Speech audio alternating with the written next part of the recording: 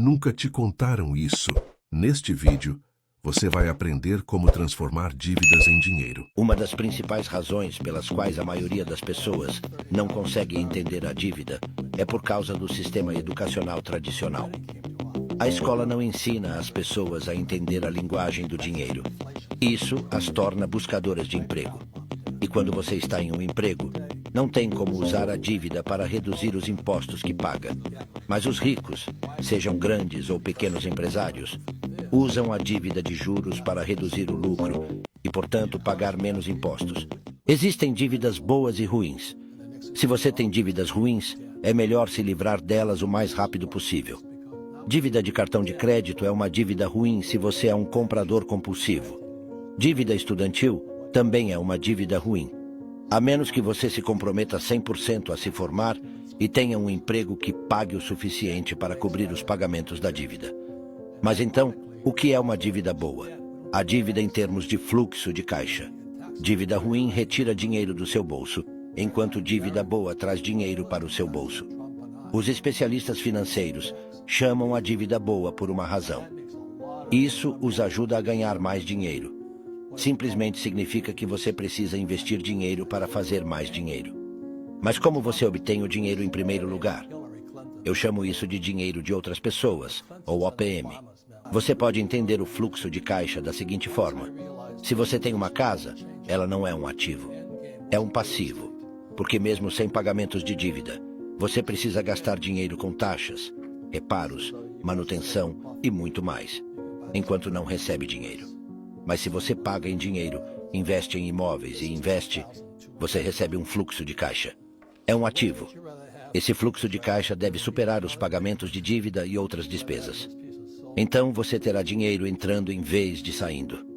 E o mesmo acontece com um carro ou um barco. Enquanto a maioria dos barcos perde dinheiro, barcos que são alugados ou investidos ganham dinheiro. O investimento cobre a dívida original, deixando ainda algum dinheiro com você. Uma vez que você tem mais dinheiro para investir, pode expandir seu portfólio para várias propriedades imobiliárias e viver do fluxo de caixa, sem ter que trabalhar para um salário. Então, a conclusão é que nem toda dívida é ruim.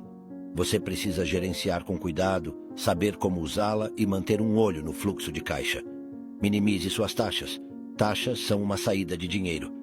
Elas deixam você com menos dinheiro disponível para usar como quiser. Mas há alguma maneira de evitar o pagamento de taxas? Não. Não estou sugerindo evasão fiscal. Estou sugerindo economia de taxas. E há uma grande diferença entre os dois. Evasão fiscal é ilegal. Significa que você não paga as taxas que deve. Mas economia de taxas é legal. Reduz o valor das taxas que você deve pagar em primeiro lugar, para que você pague menos.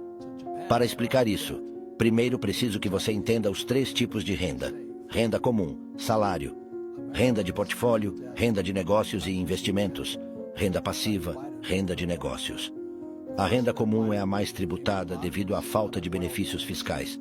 A renda de portfólio é tributada no nível mais alto. Mas a renda passiva é tributada no mínimo, graças às muitas isenções fiscais permitidas pelo governo.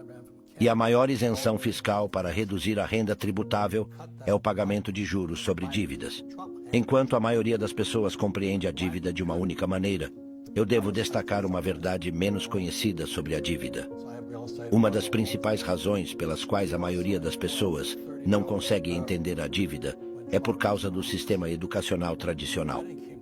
A escola não ensina as pessoas a entender a linguagem do dinheiro. Isso as torna buscadoras de emprego. E quando você está em um emprego, não tem como usar a dívida para reduzir os impostos que paga. Mas os ricos, sejam grandes ou pequenos empresários, usam a dívida de juros para reduzir o lucro e, portanto, pagar menos impostos.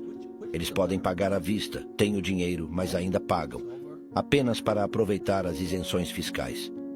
Você pode se perguntar, por que deixar a segurança do emprego para correr o risco de começar um negócio? A resposta é que o mercado de trabalho está diminuindo a cada segundo. Com veículos autônomos e inteligência artificial, a maioria dos empregos está se tornando obsoleta. Com menos e menos empregos disponíveis, é hora de entrar no mundo dos negócios. Exercite seu cérebro. Eu sou uma inspiração para muitas pessoas por um motivo. Eu não me limito a formas de pensar que não funcionam mais. Eu estou sempre me atualizado com o presente e com o futuro. Meu mantra secreto é fazer perguntas. Eu te incentivo a fazer o mesmo. E é por isso que eu não sugiro que sigamos o caminho tradicional de vida, antiquado e exaustivo. Ir para a escola, obter boas notas, conseguir um emprego, trabalhar duro, ficar livre de dívidas e investir no mercado de trabalho. Embora esse caminho seja ótimo para muitas pessoas que não têm uma mentalidade empreendedora, não é ideal para aqueles que a têm. Então, se você tem uma mentalidade empreendedora, deve fazer perguntas e seguir apenas aquilo que faz sentido para você. Hoje em dia, as coisas estão mudando muito rápido. Então, não questionar o antigo modo de vida pode ser prejudicial. Mesmo com um mercado de trabalho que está se esvaziando, se olharmos além de nossos arredores, podemos encontrar oportunidades em todos os lugares. Vivemos em um mundo globalizado e, portanto, não precisamos limitar nossas oportunidades ao que está disponível em nosso país. Todos nós temos telefones e conexões de internet, mas sabemos como usá-los para nos tornarmos mais fortes? Se tivermos um celular, a maioria das pessoas diria não. É por isso que nossos cérebros estão condicionados a evitar riscos ou questionar o que existe. Se tivermos um celular, podemos nos conectar com qualquer pessoa no mundo.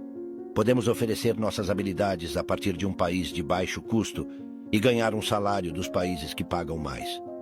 Suponha que um americano médio ganhe $50 por hora, mas você pode fazer o mesmo trabalho por $25 por hora.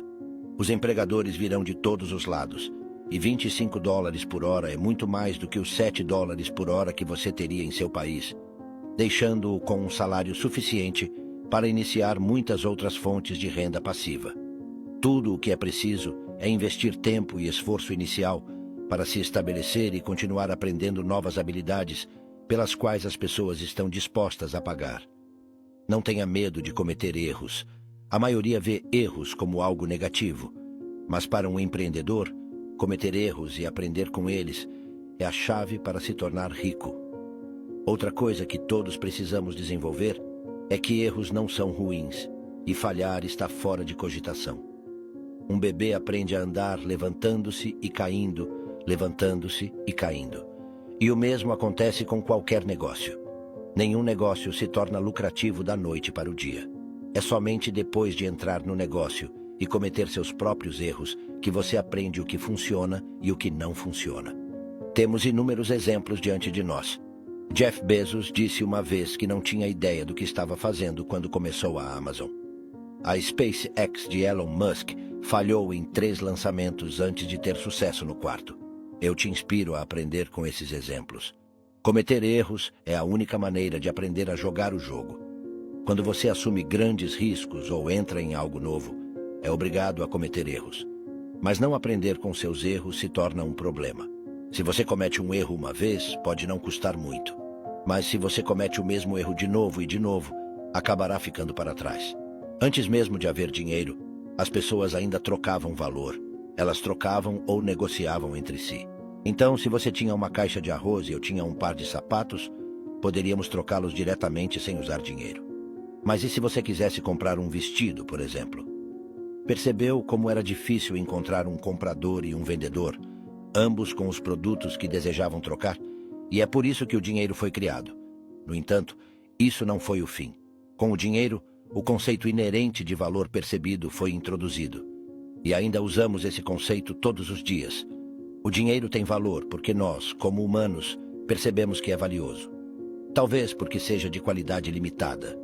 Se valorizamos algo mais, estamos dispostos a pagar mais por isso. E é aqui que surge a diferença entre o pensamento empreendedor e o pensamento de empregado. Os empregados buscam dinheiro, enquanto os empregadores buscam valor. Portanto, se quisermos enriquecer rapidamente, precisamos pensar mais sobre como podemos criar valor em vez de apenas buscar mais dinheiro. Identificar pontos de dor e oferecer soluções para esses problemas é a chave para atrair as pessoas. Precisamos identificar problemas que precisam ser resolvidos e encontrar maneiras de resolvê-los. É assim que acabamos criando valor. A maioria dos empreendedores bem-sucedidos fez o mesmo, desenvolvendo soluções bilionárias para grandes problemas do mundo real. Quanto maior o problema que resolvemos, mais valor criamos. E quanto mais valor criamos, mais dinheiro ganhamos. Eu afirmo que não há uma estratégia de investimento única e correta. Nossa estratégia deve se adaptar a tempos em constante mudança. Em fases econômicas incertas, como o mundo pós-pandemia em que vivemos, entender a economia global é crucial. Nossas decisões financeiras devem evoluir com a evolução do dinheiro. Como todos sabemos, inicialmente o dinheiro era lastreado pelo ouro. Mas depois, o dólar americano se tornou a moeda de reserva, e em 1971, o presidente americano Richard Nixon eliminou completamente a convertibilidade do ouro. O mundo entrou em um regime de reserva totalmente fiduciária, inflando o dólar americano e tornando-o a moeda de reserva mais forte do mundo. As pessoas que mantinham dólares americanos se tornaram muito mais ricas da noite para o dia. Segundo os economistas, a economia mundial muda drasticamente a cada 50 anos. Saber disso nos ajuda a tomar as decisões de investimento certas no momento certo. Após a pandemia, a economia global está passando por uma mudança recessiva. Os investidores estão direcionando seu dinheiro para ativos seguros, como o ouro, para evitar a erosão de valor.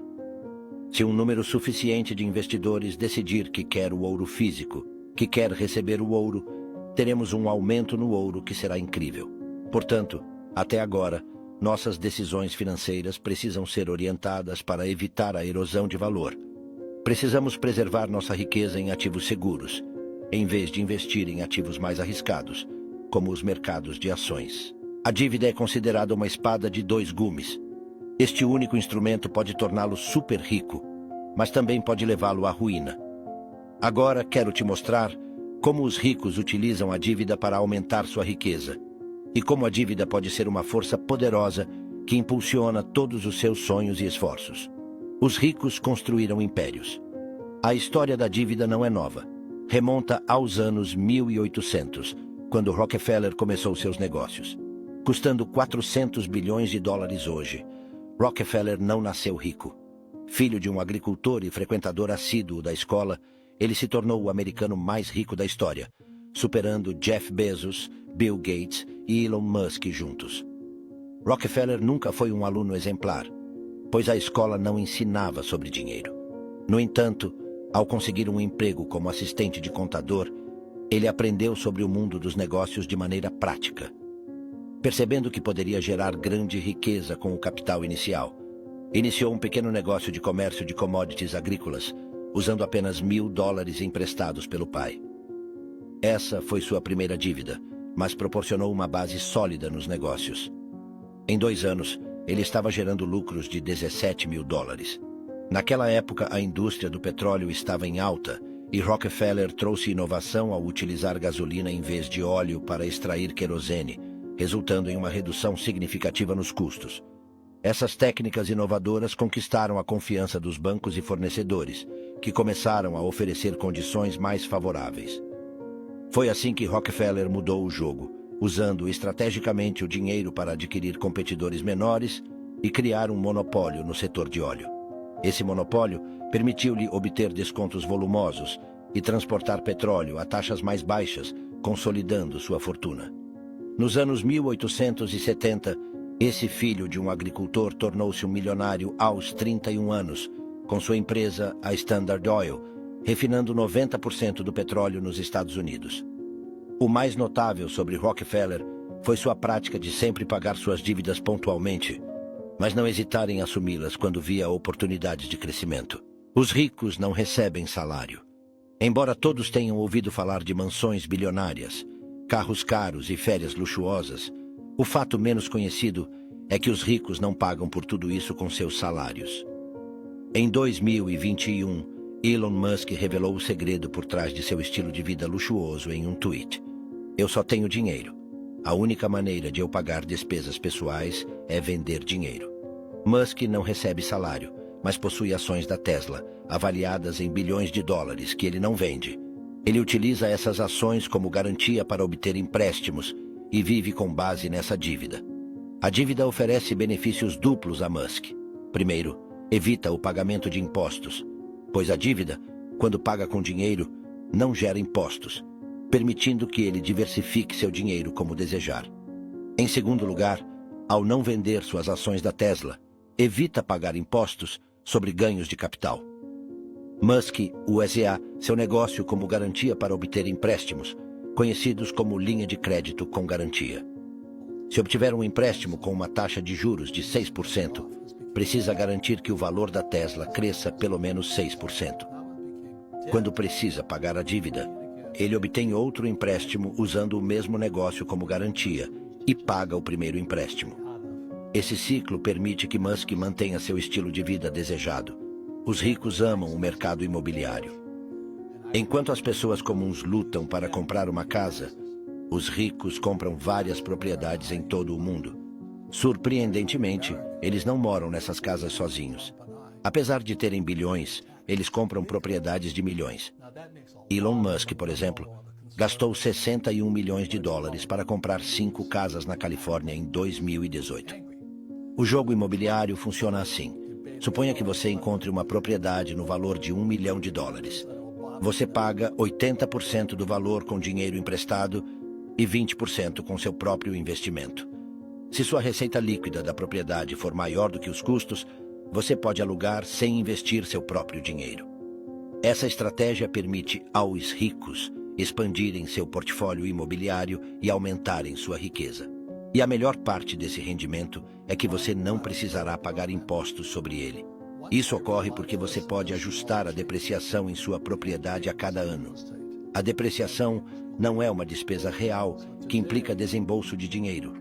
É uma desvalorização presumida que representa o custo do aluguel que você está legalmente autorizado a deduzir de sua receita. Isso tudo seguindo o contexto do meu país, os Estados Unidos. Os ricos não misturam as coisas. Quando Elon Musk decidiu adquirir o Twitter, ele investiu 13 bilhões de dólares, mesmo com um patrimônio líquido próximo de 250 bilhões de dólares. Isso pode parecer contraintuitivo para algumas pessoas, pois quando você possui 250 bilhões de dólares, poderia gastar com segurança 13 bilhões de dólares. No entanto, houve muita reflexão ao investir esse dinheiro. Esses investimentos são conhecidos como acordos de compra, ou LBO, Leveraged Buyout. Em um LBO, o dinheiro investido é garantido pelos ativos da empresa adquirida, que neste caso foi o Twitter. Assim, os investidores injetam dinheiro na expectativa de que a empresa adquirida seja lucrativa e seus fluxos de caixa futuros possam cobrir o investimento. Musk adquiriu o Twitter não apenas por vê-lo como outro negócio lucrativo, mas também como uma forma de promover mudança social e garantir a liberdade de expressão. No entanto, isso também significa que Musk tem suas dúvidas sobre a lucratividade do Twitter. Portanto, o uso do LBO faz ainda mais sentido. Se o Twitter for lucrativo, Elon se beneficiará significativamente.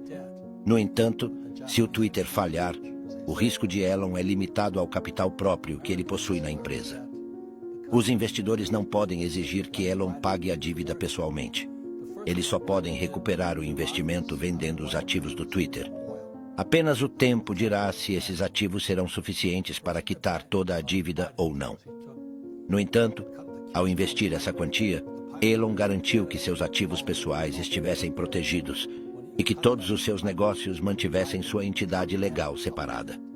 Os investidores não podem forçar Elon a vender as ações de 94 bilhões de dólares do Twitter da Tesla, e ele ainda pode continuar a viver sua vida luxuosa. Os ricos gostam de adquirir ativos e mantê-los para a eternidade. Eles apreciam passar esses ativos para suas gerações futuras. Eles entendem que o valor desses ativos está destinado a crescer, então preferem manter sua família livre de dívidas. No entanto, isso não significa que eles deixariam passar qualquer oportunidade de investimento multibilionária que surgisse. Enquanto seus próprios recursos estão investidos em ativos ilíquidos, eles geram liquidez por meio de dívida e aproveitam oportunidades de negócios lucrativos. Em abril de 2023, Mukesh Ambani, presidente da Reliance Industries, pagou o maior imposto da história corporativa indiana. O Sr. Ambani desembolsou 5,5 bilhões para impulsionar a implementação do 5G no país. No entanto, 5,5 bilhões de dólares representam apenas uma pequena parte de seu valor total de 82 bilhões de dólares. Ele possui uma residência, Antilla, avaliada em 2 bilhões de dólares, e propriedades em todo o mundo. Ao combinar apenas algumas dessas propriedades, ele poderia ter facilmente financiado a implementação do 5G sem recorrer à dívida. No entanto, ele optou por pagar, pois desejava deixar um legado para seus 3 filhos, Akash, Anant e Esha. Com o potencial de representar 2% do PIB da Índia até 2030, a implementação do 5G poderia resultar em um crescimento econômico de 180 bilhões de dólares. Ninguém compreende melhor isso do que o gigante das telecomunicações, o Sr. Ambani. Portanto, abrir mão de uma oportunidade tão importante devido à falta de liquidez não é uma decisão que se esperaria dele. Ele preferiu pagar agora e colher os benefícios do 5G no futuro, em vez de permitir que outras empresas de telecomunicações conquistassem seu mercado. Em 2012, quando Mark Zuckerberg comprou uma casa, conseguiu uma taxa de imposto de apenas 1,05%. Na mesma época, a taxa média de imposto sobre propriedades era de 2,76%. Se você está se perguntando por que Zuckerberg obteve essa taxa de imposto, deve saber que ele custou 15,6 bilhões de dólares na época, e os bancos não tinham dúvidas de que ele pagaria de volta. Assim, devido ao baixo risco associado à renda de Zuckerberg, os bancos conseguiram minimizar o valor do imposto para ele. É bem sabido que quanto maior o valor em dólares ou crédito, menor será a taxa de imposto para você. No entanto, muitas pessoas esquecem de analisar os detalhes desse acordo de Zuckerberg. Em primeiro lugar, ele mudou-se imediatamente para a casa que amava e continuará a viver lá até se sentir confortável. Em segundo lugar, investiu seu próprio dinheiro em empreendimentos mais substanciais, proporcionando-lhe grandes lucros mesmo após pagar os juros da dívida. Terceiro, espalhou o pagamento do imposto sobre a propriedade por mais de 30 anos, quando o valor real desses pagamentos seria apenas uma fração do valor atual, devido à inflação. Portanto, sem travar seu capital, ele aproveitou oportunidades de alto retorno, adiou despesas e reduziu seus gastos a uma fração, ajustada pela inflação.